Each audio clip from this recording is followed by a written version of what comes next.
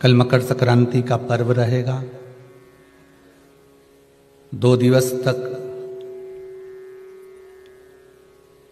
संपूर्ण भारत की भूमि पर, संपूर्ण विश्व में मकर संक्रांति महोत्सव मनाया जाएगा।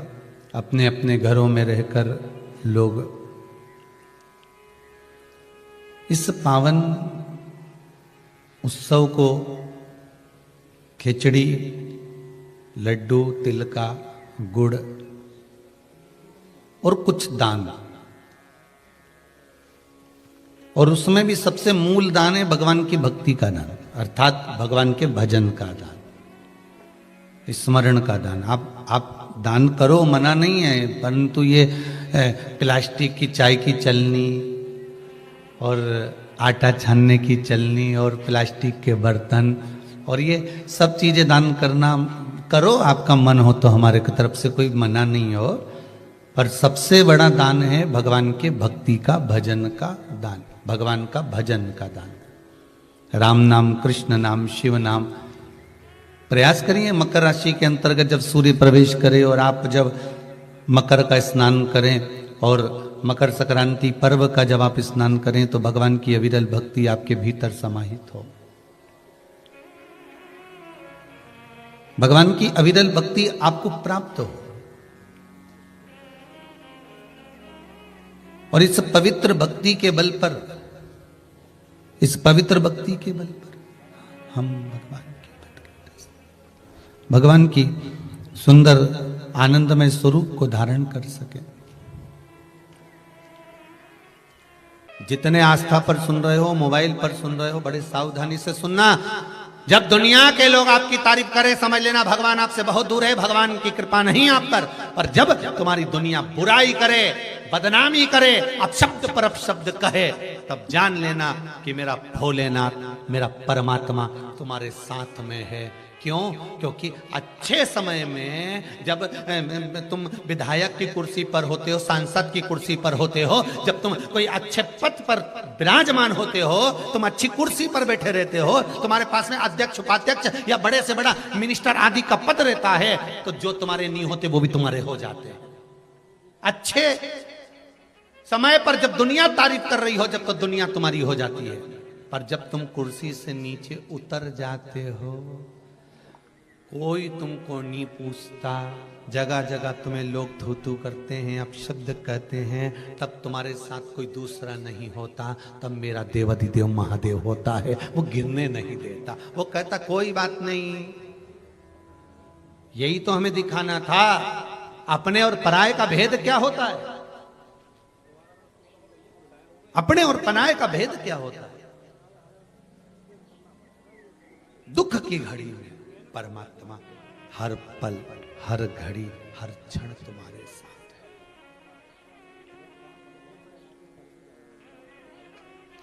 एक काम नहीं हुआ, रोने लगे। माता कुंता का चरित्र याद कर लीजिए। महाभारत में माता कुंता, माता कुंती,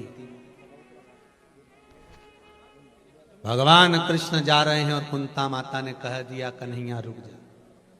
कन्हैया कहते हैं बोल बुआ, क्या बात है, कहां जा रहे हो कृष्ण? कृष्ण कहते हैं बुआ जी द्वारका जा रहा हूं। क्यों? बुआ अब तुम हस्तिनापुर की राजमाता हो गई, युधिष्ठिर हस्तिनापुर के राजा बन गए, सारा राजपाट अच्छे से मैंने निश्चित कर दिया, विराजमान कर दिया, अब क्या करना, अब मेरा काम खत्म हो गया। कुंती ने पूछा, माता कुंता ने पूछा, कृष्ण तो तू जा क्यों रहा है? बुआ अब जब सब अच्छा हो गया है तो अब मेरी जरूरत क्या है, अब मेरा साथ की जरूरत क्या है, अब मुझे जाने दो द्वारका। इतने में माता कुंता ने, माता कुंती ने कृष्ण का हाथ पकड़कर कहा, कृष्ण तूने सबको सब कुछ दिया, मुझे कभी कुछ नहीं दिया। कृष्ण कहते हैं मुस्कुराकर, बुआ जी भतीजे को तो बुआ को देना चाहिए, और आज बुआ भतीजे से मांग रही है। बुआ का फर्ज है भतीजे को देना, पर आज भतीजे से बुआ मांग रही है। क्या मांगना चाहती हो बुआ? बुआ कहती है कृष्ण सारी दुनिया का दुख मेरी झोली में डाल दो। एक कृष्ण सारी दुनिया का दुख मेरी झोली में डाल दो।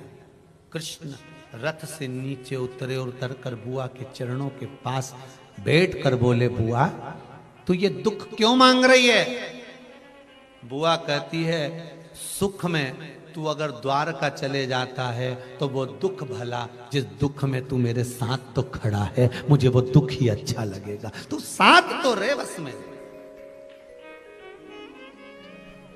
बहुत ध्यान देना महाराज, जब लोग आपकी बुराई करें, निंदा करें, चुगली करें, आप शब्द बोले, ताने पर ताने दे, गाली पर गाली दें, आड़ा टेढ़ा बोलना चालू कर दे, समझ लेना मेरा देव अधिदेव महादेव तुम्हारे साथ में चल रहा है, कदम से कदम मिलाकर। पूरी दुनिया लग जाती है एक व्यक्ति को नीचे गिराने। पूरी दुनिया लग जाती है एक व्यक्ति को नीचे गिराने में। विद्वान से विद्वान, बड़े से बड़े लग जाते हैं पीछे एक व्यक्ति को नीचे गिराने में, तब कोई साथ नहीं देता। मेरा वो काशी का विश्वनाथ और उज्जैनी का महाकाल सामने आकर खड़ा हो जाता है कि हारने नहीं दूंगा तुझे, चिंता मत कर। पूरी दुनिया लगी रहती है एक व्यक्ति को नीचे गिराने में, पर दुनिया वालों को यह नहीं मालूम पड़ता कि तुम उसको गिराने का प्रयास कर रहे हो और महादेव उसको उठाने का प्रयास कर रहे हैं। मेरा काशी विश्वनाथ ने हाथ पकड़ रखा है, मेरी उज्जैनी नरेश ने, मेरे महाकाल ने, मेरे कुबेरेश्वर महादेव ने, मेरे सोमनाथ मल्लिकार्जुन भीमा शंकर ने, कहीं भगवान ने उसका हाथ पकड़ कर लग जाए दुनिया। दुख में परमात्मा साथ। और शिव का चक्र साधारण नहीं है। कल कथा में कहा था कि एक भक्त ने शंकर का एक चक्र बनाकर भेजा है। एक भारत की भूमि पर एक नक्शा बना है, उस भारत की भूमि के नक्शे पर उसने बनाकर भेजा है कि यहाँ केदारनाथ, यहाँ रामेश्वरम, यहाँ मल्लिकार्जुन, यहाँ महाकाल, यहाँ भीमा शंकर। मैं चाहूंगा आस्था चैनल वालों से कि वो उसने बनाकर भेजा कि वहां से चक्र चालू हुआ, चलता चलता भारत की भूमि पे जिस प्रदेश में जो भगवान विराजमान है वहां उसने स्थान दिया, और स्थान देने के बाद में आखिरी में लाकर कुबेरेश्वर धाम पर उस बिंदु को छोड़ दिया कि कुबेरेश्वर धाम मध्य प्रदेश के उस मध्य में सीहोर के नजदीक में कहां विराजमान है, वो बिंदु पर लाकर छोड़ दिया कि यहाँ है ये कुबेरेश्वर धाम, अर्थात केंद्र पर लाकर छोड़ दिया कि 12 ज्योतिर्लिंग का मध्य कुबेरेश्वर धाम को मैं कहूंगा दर्शन कराएं एक बार टीवी पर। कि उस बच्चे ने जो बनाकर भेजा कि ये गुरुजी ये पूरा 12 ज्योतिर्लिंग और यहाँ है ये कुबेरेश्वर। मतलब शंकर ने निश्चित कर रखा था कि मुझे इस भूमि पर, इस जगह, इस स्थान पर मुझे बैठना है और दुनिया के दुख हरना है, ये शिव निश्चित कर चुके थे। उसमें ना तो कोई प्रदीप मिश्रा है और ना जितने आप, कोई नहीं, यहां तो बस शंकर को निश्चित करना था, शिव। और इसीलिए मैं आप सबको कहते हैं, हम तो बार बार कहते हैं, आप अगर 1 रुपया भी गौ माता को दिए हैं, 1 रुपया भी आपने अगर शिव मंदिर में लगाया है, कुबेर भंडारी में अगर आपका धन लगा है, तो हम तो कहेंगे ये शंकर ने निश्चित कर रखा था कि आपका धन इस जगह पर लगे और आपका जीवन सार्थक हो। कहीं भगवान शिव जोड़ कर रखे हैं, या शिव के सिवा कुछ भी नहीं। पहले भी कथा में कहा, कथा वाचने वाला शंकर, कथा सुनने वाला शंकर, और ये जजमान, चाहे गुप्ता परिवार हो, चाहे मंगल परिवार हो, चाहे शर्मा परिवार हो, ये यजमान भी यजमान नहीं, स्वयं शिव ही कथा करवा रहे, स्वयं, कोई दूसरा नहीं।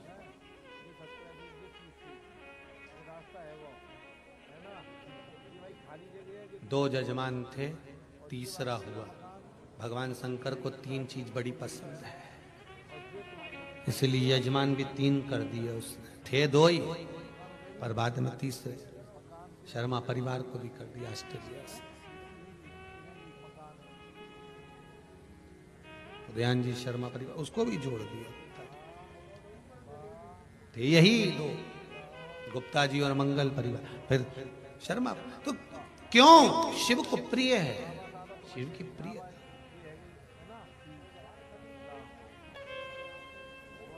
एक पत्थर, एक ईंट, एक कंकर रोड पर भी पड़ा होता है, और एक पत्थर, एक कंकर, एक ईंट मंदिर में भी पड़ी होती है। दोनों पत्थर को उठाओ और दोनों से पूछो एक बार, क्यों रे तू चौराहे पे पड़ा है और लोग पान खा के तुझ पे थूक रहे हैं, और तेरा ही भाई मंदिर में पड़ा है और लोग उसको नमन कर रहे हैं। पत्थर से पूछे कोई?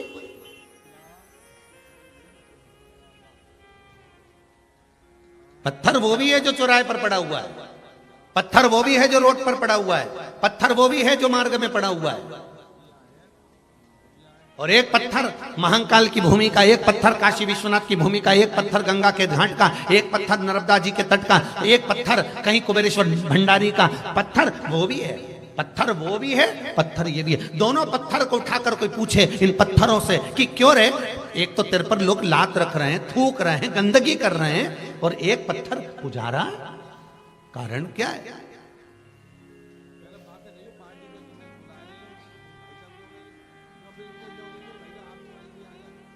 मंदिर में भी पत्थर लग रहा है, और उसी पत्थर की मूर्ति मंदिर के अंदर रखा कर पूजा भी रही है। पत्थर वही है, एक ही कंपनी का है, एक ही फैक्ट्री का है, एक ही खदान का है, पर एक की मूर्ति बन गई और एक जमीन पर लग गया। कारण क्या था? तो पत्थर ने पत्थर से पूछा, भाई ये तो बता कि मैं भी एक ही खदान का, तू भी एक ही खदान का, एक ही जगह से निकले, पर तुझे लोग अगरबत्ती से घुमा रहे हैं, दिया लगा रहे हैं, लड्डू का भोग लगा रहे हैं, फूल चढ़ा रहे, माला चढ़ा रहे, तेरे को अच्छे अच्छे कपड़े पहना रहे, और मैं पाँव में रखाया, लोग मेरे पर चल के जा रहे, जूता छोड़ रहे, चप्पल छोड़ रहे, थूक रहे, आखिर मैंने क्या करा? तो मंदिर की मूर्ति का पत्थर जमीन पे लगे हुए पत्थर से कहता है, तुझ में और मुझ में बस एक ही अंतर है कि तुझे भी तराशा जा रहा था और मुझे भी तराशा जा रहा था, तुझे भी कूटा जा रहा था, मुझे भी कूटा जा रहा था, तुझे भी छेनी और हथौड़ी से मार मार कर तराशा जा रहा था, पर तू चोट सहन नहीं कर पाया, टूट गया, इसलिए जमीन पर लग गया, और मैंने चोट सहन कर ली, इसलिए तराश कर मंदिर में पूजा गया। बस मैंने चोट को सहन करा।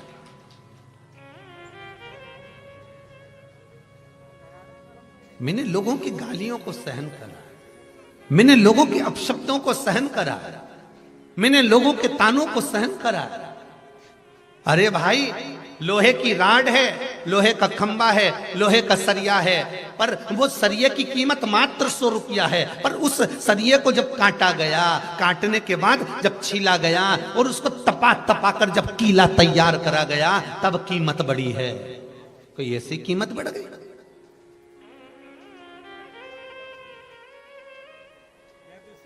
जो ऊंची ऊंचे पद पर पहुंचे हैं, जो ऊंचे ऊंचे पद की ओर बढ़े हैं, कम से कम उनके पीछे का समय तो पूछो कि उन्होंने कितनी चोट को सहन करा होगा, कितने शब्दों को सुना होगा, कितनी गालियां सुनी होगी, कितने ताने सुने होंगे।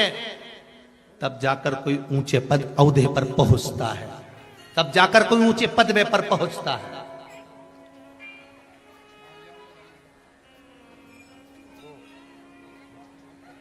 और जिसने चोट को सहन कर लिया, बोला नहीं कुछ भी, लगाए जाओ, और वो पत्थर की मूर्ति बनाने में लगते हैं, घिस रहे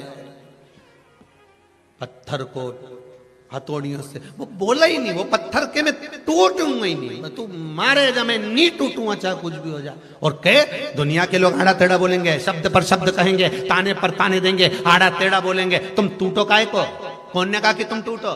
पलट कर जवाब मत देना, एक शब्द मत कहना, गाली देने वाला देता रहे, आप शब्द कहने वाला कहते रहे, और तुम टूटना मती, तोड़ने वाले बहुत मिलेंगे।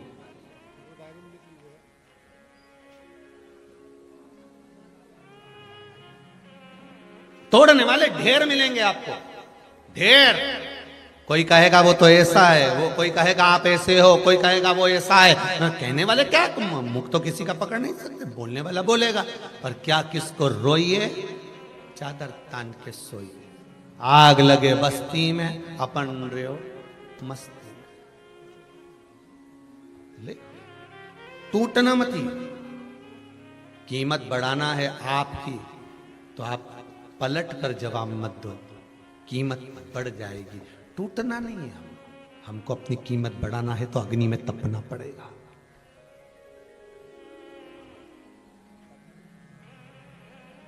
क्या मिलता है? देवऋषि नारद से पूछा गया, सत्संग श्रवण करा हुआ जो समय।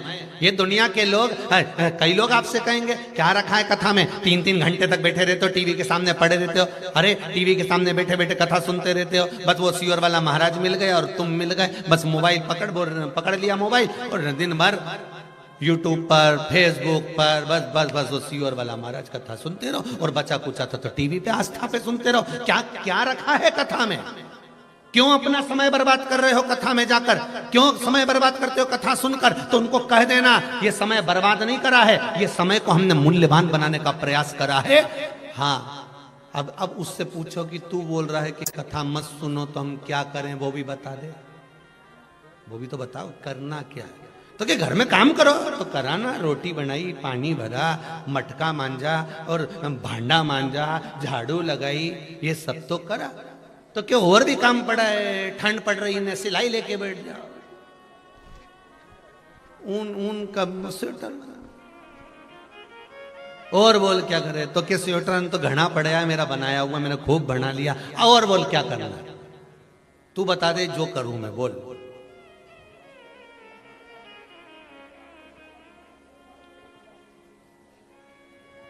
वो एक वो आया था, एक वो कोई का मैसेज था, उसमें बताया माँ अपने बच्चे से पूछती है तू बता दे मैं वो की सब्जी बना लूं। तो क्या आलू की बना लो? तो आलू तो भी कल ही तो बनाया था। तो तू बोले सो मैं बना दूं, तो क्या बैंगन की बना? बैंगन तो ये सड़ा हुआ ही दिया है। तू बोले सो मैं बना दूं, तो क्या लौकी बना? लौकी थारा पिताजी के नहीं भाई। तो तू बोले सो मैं बना लूं, तो क्या गोभी बना लो? गोभी में कीड़ा पड़ी दिया है। तो तू बोले सो मैं बना लूं, तो क्या टिंडा बना लो? टिंडा तो रिया पर ये सब बैठाया सा रिया, खाने में मजा नहीं आया, स्वाद नहीं आया भी कटी। तू बोले सो मैं बना लूं, तो क्या भिंडी बना लो? तो क्या भिंडी तो बना लूं मैं, कीड़ा बहुत रेसा ही रिया, भिंडी भी कड़ली हो गई, नरम भिंडी रहे तो बनाने में मजा। तू बोले सो मैं बना लूं, तो छोरा बोला हमारा भाटा बना ही ले तू तो रहते, अब कहीं करूं तू। तो ऐसा घर का लोग बोले ना कि बस कथा कथा कथा, तो तू बोले सो मैं कर लूं। तू बोल क्या करना? कि बर्तन बर्तन तो हो गया, झाड़ू झाड़ू तो हो गई, भोजन भोजन तो हो गया, अब करूं क्या ये बता। तो अगर भगवान में मेरा मन लगे तो मुझे भी तो अपनी जिंदगी संवारना है साहब। केवल झाड़ू पोछा घर बर्तन ये नहीं, मुझे भी तो जिंदगी संवारना है, मुझे भी तो अपना जीवन संवारना है। करूंगी घर का सारा काम, परिवार भी संभालूंगी, बच्चे भी संभालूंगी, पर मुझे टोकना मती, मुझे रोकना मती। मीरा ने भी अपनी जिंदगी संवार ली थी, ऐसी मैं भी शंकर की भजन कर कर अपने जीवन को संवार लूं, और कुछ भी नहीं चाहिए, केवल भजन कर। महाराज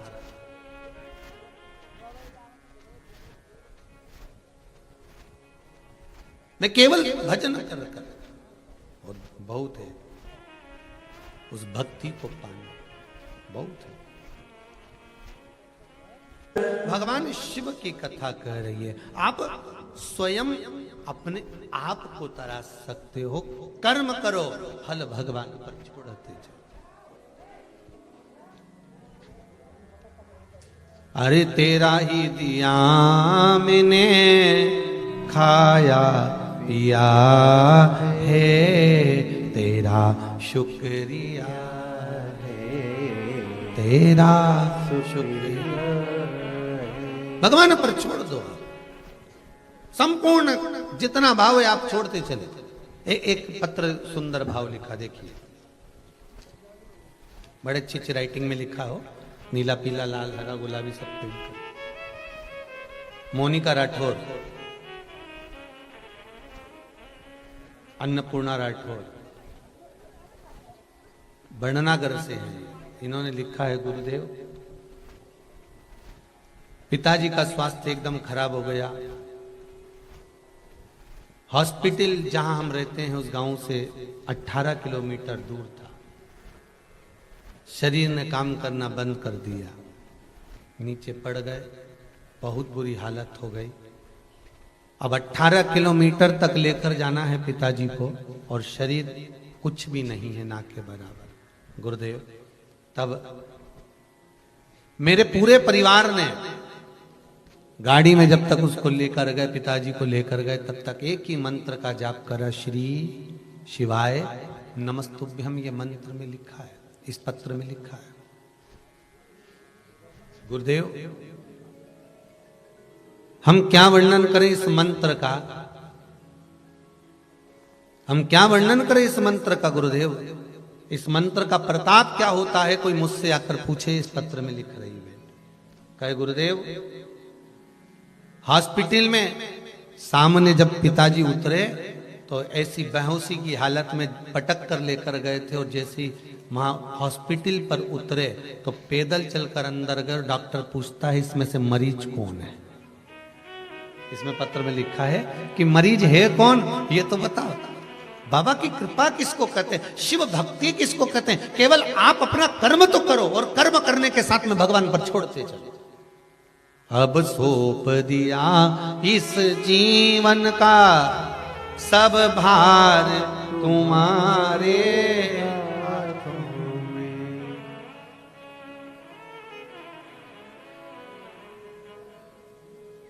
ये मन तुम्हारा है, ये समर्पण हमारा, बस हमारा समर्पण और मन तुम्हारा। अब दे दिया, सौंप दो भगवान।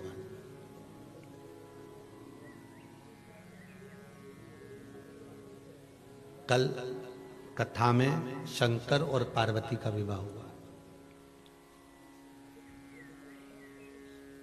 ऐसे ही हो गया क्या, पार्वती जी ने कुछ करा ही नहीं। तब साधना कितनी प्रबल करी होगी माता पार्वती ने।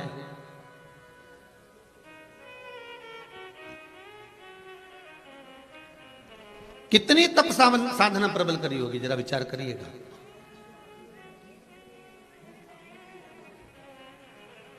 महाराज,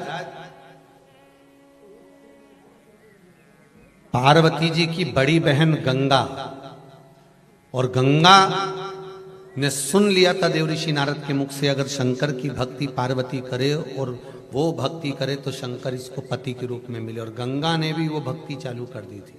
अब देखिए जरा, जिस कंपटीशन एग्जाम में आप बैठ रहे हैं उसमें केवल आप अकेले स्टूडेंट नहीं हैं।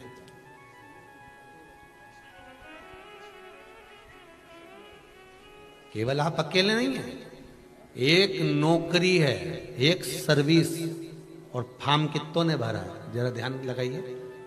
आप लोगों को तो अंदाजा होगा, एक नौकरी के लिए 2000 नौकरी के लिए 200 नौकरी के लिए 50,000 1-2 लाख फॉर्म आते हैं।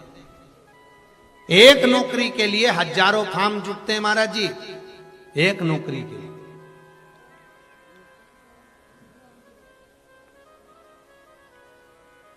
शंकर अकेले और चाहने वाले 2, पार्वती मैया भी, गंगा मैया भी। अब देखना, गंगा जी ने भी तप कम नहीं करा, पार्वती जी ने भी तप कम नहीं करा, दोनों का तप बढ़ा। तुमने भी अच्छी पढ़ाई करी, उसने भी अच्छी पढ़ाई करी।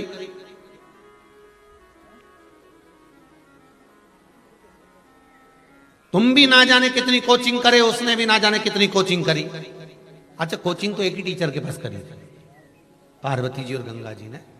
टीचर का नाम नारद जी। कोचिंग एक ही क्लास में, टीचर एक ही था। देवऋषि नारद ने कहा था कि अगर शंकर भगवान की आराधना करे, शिव की भक्ति करे, तो इसको पति के रूप में शंकर मिलेंगे। तो टीचर तो एक है, गंगा ने भी उन्हीं के मुख से सुना था और पार्वती ने भी उन्हीं के मुख से सुना था। बस दोनों की पढ़ाई, दोनों की विद्या, और जो जुटी दोनों पढ़ने में, जो लगी तब साधना में, ऐसी डूबी ऐसी डूबी। पर पार्वती जी ने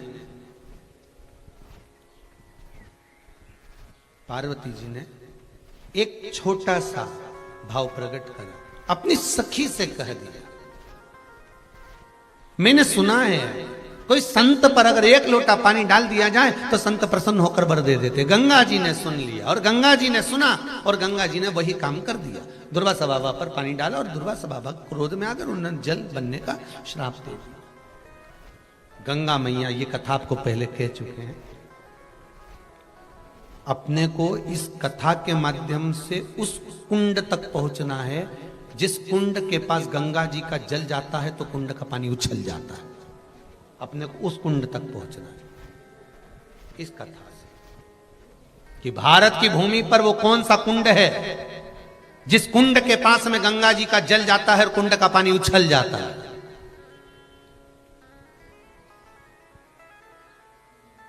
जिस कुंड के पास बड़े बड़े अक्षरों में लिखा हुआ है कि यहां गंगा का जल नहीं लाया जाए।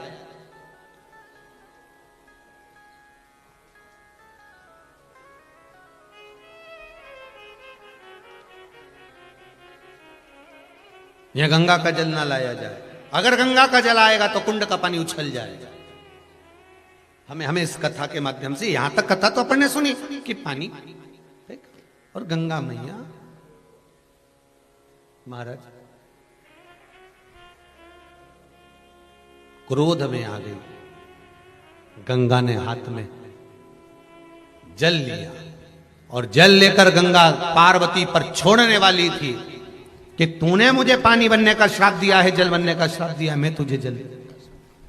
शिव जी ने कहा गंगा मत कर ऐसा, गंगा तू ये मत कर।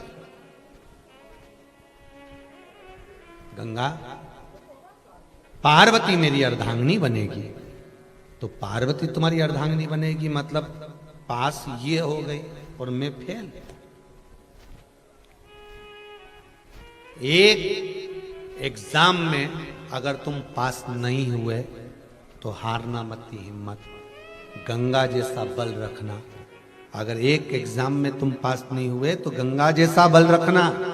पार्वती पास हुई है ना, हो जान दो। भगवान शंकर कहते हैं मैंने गंगा तू क्यों रोती है? गंगा कहती है प्रभु आपने पार्वती को पत्नी बना लिया और तब तो मैंने भी करा था। भगवान शंकर कहते पार्वती से ज्यादा तप तूने करा है, पार्वती से ज्यादा तप तूने करा है, साधना तूने करी है, व्रत तूने करा है, उपवास तूने करा है, तप साधना तूने करी है। पर सुन, पार्वती को मैं अपने पास में बिठा सकता हूं पर तेरी तप साधना के बल पर मैं तुझे पास नहीं बिठाना चाहता, अपने सिर पर बिठाना चाहता हूं। इसलिए मैं तुझे अपने मस्तक पर रखूंगा गंगा, तुझे अपने मस्तक पर रखूंगा तेरी तप साधना के कारण, तेरे बल के कारण।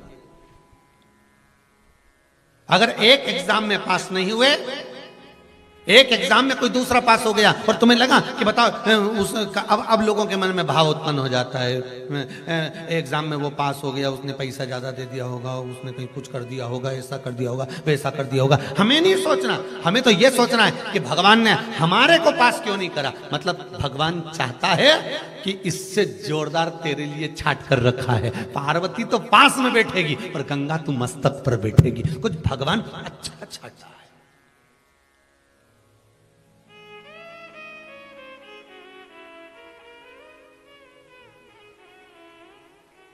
कितना सुंदर पहले दिन की कथा याद रख लीजिए। दुनिया के लोग अगर आपकी बड़ाई कर रहे हैं तो समझ लेना कि भगवान प्रसन्न नहीं है। पहले दिन की कथा मानसरोवर शिव महापुराण की कथा में कहा था, दुनिया के लोग अगर आपकी बड़ाई कर रहे हैं तो समझ लेना भगवान प्रसन्न नहीं है। दुनिया के लोग प्रसन्न है। अगर दुनिया के लोग आपकी बड़ाई करें तो यह अंदाजा लगा कर रखना कि भगवान प्रसन्न नहीं है। भगवान प्रसन्न है ही नहीं। और हां, शिव महापुराण की कथा कहती है जब दुनिया के लोग तुम्हारी बुराई कर रहे हो तब समझ लेना कि भगवान तुम पर प्रसन्न है। जब दुनिया के लोग तुम्हारी बुराई कर रहे हो, कोई कहे अपशब्द, कोई कहे बताओ ये तो ढोंगी बन गया, ये तो ढोंगन बन गई, ये तो ऐसा करे, ये तो वैसा करे, मंदिर में जाके बैठी रहे, दिन भर बस यही काम करती रहे, इसके पास कोई काम नहीं है, कथा कथा कथा। जब दुनिया के लोग तुम्हारी बुराई में लग जाएं, जब दुनिया के लोग विद्वान से विद्वान तुम्हारी बुराई में लग जाए, तब समझ लेना कि भगवान तुम्हारे साथ है। तब समझ लेना कि भगवान की कृपा तुम पर है। तब समझ लेना कि भगवान तुम्हारे साथ में है। जब तारीफ कर रहे हो तो मत समझना कि भगवान तुम्हारे साथ है या भगवान नहीं नहीं, तारीफ में तो दुनिया तुम्हारे साथ होती है, पर बुरे वक्त में कोई तुम्हारे साथ होता है।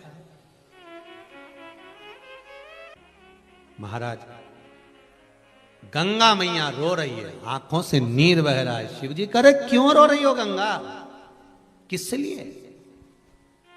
पार्वती आपकी अर्धांगिनी बन गई और मैं रह गई। भगवान कहते हैं कभी हिम्मत मत हारना, जीवन में कभी हारना मत। लोहे की राड को कीमत बढ़ाना है तो कील और स्प्रिंग बनाना पड़ेगा, तेरी कीमत बढ़ेगी तब तू चिंता मत कर। ये मेरी अर्धांगिनी बनकर बाजू में बैठेगी, पास में बैठेगी, बाम भाग विराजमान होगी, पर तू चिंता मत कर। तूने इतना तप साधना करी है कि मैं तुझे सिर पर धारण करूंगा। पार्वती मैया उठ के खड़ी हो गई।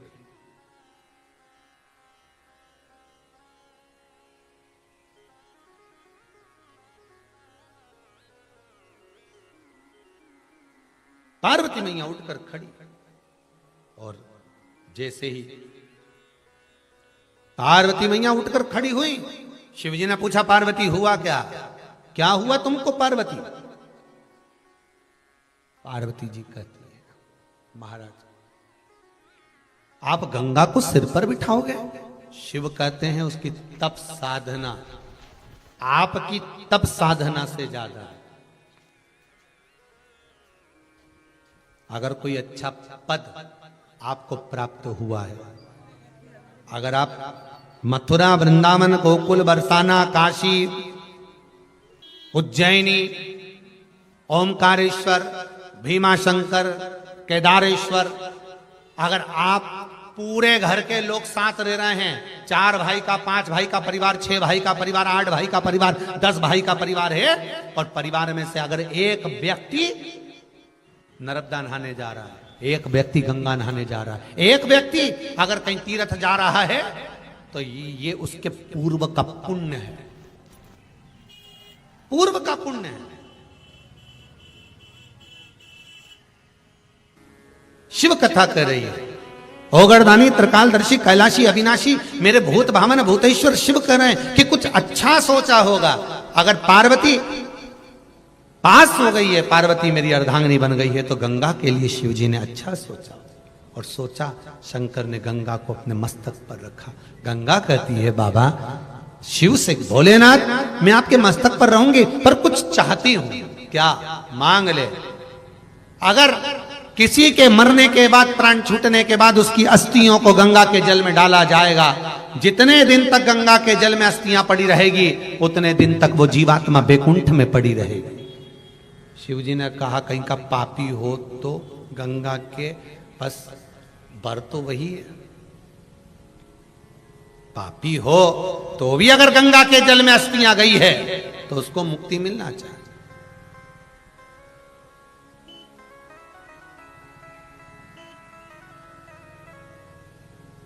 कहते हैं विष्णु पुराण कल्याण का गंगा अंग, भागीरथी गंगा अंग में लिखा है, एक बार गंगा में अगर डुबकी लगा ली है हृदय से मन से,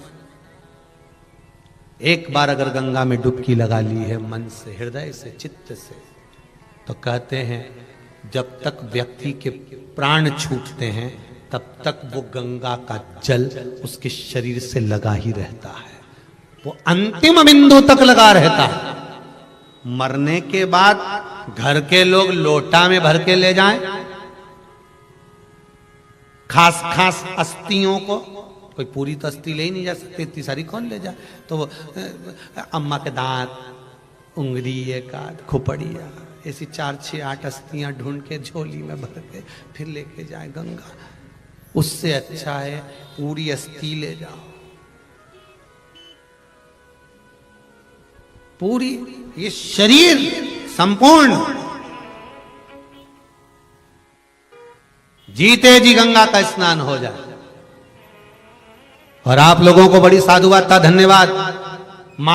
ये मानसरोवर शिव महापुराण की कथा सुन रहे हो, मानसरोवर शिव पुराण की कथा है। इस साधारण मानसरोवर में तो वहां चीन पहुंचोगे कब नहाओगे, पर यह पक्का है कि मानसरोवर शिव महापुराण की कथा सुन रहे हो। जिन जिन कुंडों का, जिन जिन नदियों का, जिन जिन तालाबों का, जिन जिन सरोवरों का नाम लिया जा रहा है, समझ लो उस सरोवर में तुम स्नान कर रहे हो बैठकर, और पूरा मकर का स्नान आप उसी सरोवर में करते जा रहे हो। मकर संक्रांति तुम्हारी 4-5 दिन से चालू हो गई। वैसे तो 5 दिन पहले से तुमने लड्डू खाना भी चालू कर दिया होगा, ऐसा नहीं कि मकर संक्रांति पे ही खाओगे। दिल्ली की गजक तो ना जाने कितनी बार निपटा गए अभी तक। तो ये तुम वो चालू हो गया स्नान मकर का। अब जितने लोग भी आस्था चैनल पर कथा सुन रहे हो, मोबाइल पर सुन रहे हो, तो वो भी कह सकते हैं। कोई पूछे क्यों कहां गई थी, तो कहना आज गंगा नहा रही थी। इससे पहले कुंडेश्वर महादेव, उसके पहले धन्वंतरी को, फिर ज्ञानवापी के दिन आज खूब नहाई सा गंगा, सिर पर मस्तक पर शिवजी के बैठी। पार्वती को क्रोध आ गया,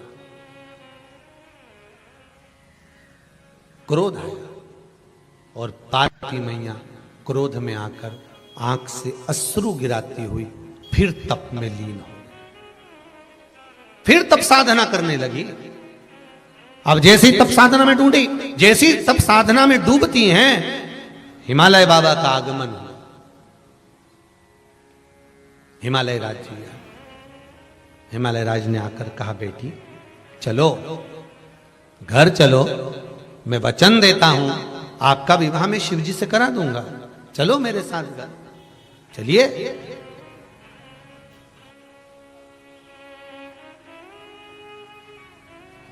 पार्वती मैया ने डबल से एक स्थान पर बैठकर जब तप किया, पार्वती के उस तप करने से शरीर से बिंदु प्रकट हुआ। उस बिंदु से एक कुंड प्रकट हुआ जिसका नाम गौरी कुंड हुआ। कौन सा कुंड है? गौरी कुंड। ये वो गौरी कुंड नहीं है जो केदारनाथ जी जाते हैं। पार्वती जी ने तब कहां करा था? हिमालय राज का जहां राज्य क्षेत्र था, और हिमालय राज के राज्य क्षेत्र में जहां मैनावती अपने क्षेत्र में निवास करती थी, उसके मध्य में नाना और पिता का घर, नाना और दादा के घर के मध्य में हिमालय राज के उस हिमाचल प्रदेश के सुंदर आनंद में गौरी कुंड। एक गौरी कुंड आता है, केदारनाथ जी जाते हैं तो नीचे पड़ता है गौरी कुंड, उसके बाद में केदारनाथ जी की यात्रा होती है, वो उत्तराखंड में। एक हिमाचल प्रदेश में गौरी कुंड है। जब हम मणि महेश जाते हैं तब पड़ता है। कहां जाते हैं? मणि महेश। वैसे तो उम्मीद है जितने लोग आस्था पर कथा सुन रहे हैं उनमें से कई लोग मणि महेश होकर आए होंगे, और जितने हरियाणा पंजाब दिल्ली वाले क्षेत्र के लोग होंगे वो तो कई बार होकर आए होंगे। मणि महेश चीन के अंदर, चाइना के अंतर्गत हमारा कैलाश अधिपति विराजमान, और कैलाश अधिपति जो वहां नहीं जा पाता, वही शंकर का बिल्कुल कैलाश अधिपति जैसा ही स्वरूप, बिल्कुल कैलाश जैसा मणि महेश है।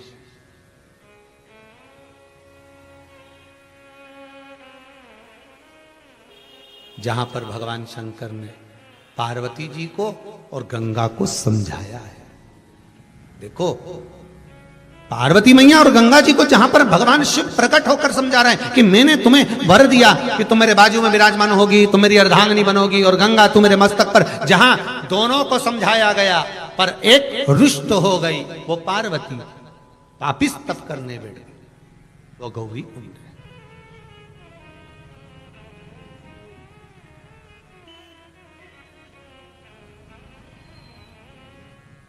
महाराज उस गौरी कुंड के पास, गौरी कुंड में मां पार्वती को भगवान हिमालय राज समझाने के लिए आए। चलो चलो तुम वापिस चलो, चलो।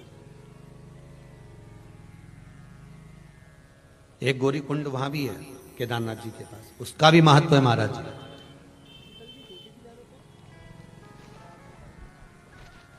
उसका भी महत्व है। जहां पर माता पार्वती श्रृंगार करने जाती थी वो गौरी कुंड है। उस गौरी कुंड में पुरुष, स्त्री, बच्चे, बूढ़े सब नहा सकते हैं, पर इस गौरी कुंड में केवल स्त्री स्नान कर सकती है, पुरुष उसमें पांव नहीं रख सकता। उस कुंड को पुरुष चरण नहीं रख सकता।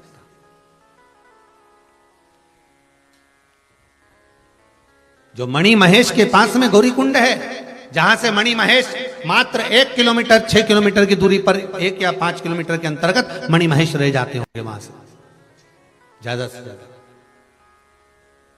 शास्त्रों में तो कुछ दूरी लिखी है, कुछ दूरी, तो अपन ये मान के चलो कि कुछ दूरी में ज्यादा से ज्यादा 4 किलोमीटर, 2 किलोमीटर, 5 किलोमीटर, 1 किलोमीटर होगा। अब उसको अगर कहीं देखेंगे, उस पर सर्च करेंगे, क्या बोलते हैं उसको, नेट पे, तो पता करेंगे कि ये गौरी कुंड कहाँ और गौरी कुंड से मणि महेश कितनी दूर, तो वो निकालेंगे बाद में, सोचेंगे। पर पुराणों के अनुसार गौरी कुंड से कुछ दूरी पर मणि महेश, अर्थात भगवान शिव उनको समझा रहे। हिमालय राय लेकर जा, पार्वती जी को मां क्रोध आया गंगा को देखकर, इसलिए आज भी इस गौरी कुंड पर बड़े बड़े बोर्ड लगे हैं कि गंगा का जल लेकर पास मत आना। आज भी अगर कोई भूल से भी गंगा का जल लेकर आ जाता है तो उस कुंड का पानी अपने आप उछलने लगता है, आज भी उछल। अब क्या हुआ कि कई लोगों का नियम है कि भाई कोई गया है, हरिद्वार गया या कहीं गया, तो कई लोग साथ में गंगा जल भर के ले जाते हैं, तो उनके लिए मणि महेश जाने के लिए रास्ता अलग से कर देते हैं। कई दूरों से, कम से कम 2-2, 4-4, 5-5 किलोमीटर दूरी से एक रास्ता अलग से निकाल दिया जाता है कि आप मणि महेश दर्शन करने जाओ, गंगा जल लेकर जाओ, मना नहीं, पर गौरी कुंड के पास में नहीं आओगे, क्योंकि ये गौरी कुंड, इस गौरी कुंड के पास जल आया गंगा का, और गंगा का जल आते ही ये उछल पड़ेगा, पार्वती का क्रोध उछल जाएगा।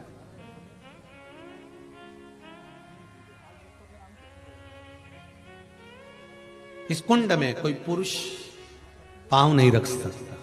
इस कुंड में केवल स्त्री ही स्नान करती है, नारी ही स्नान।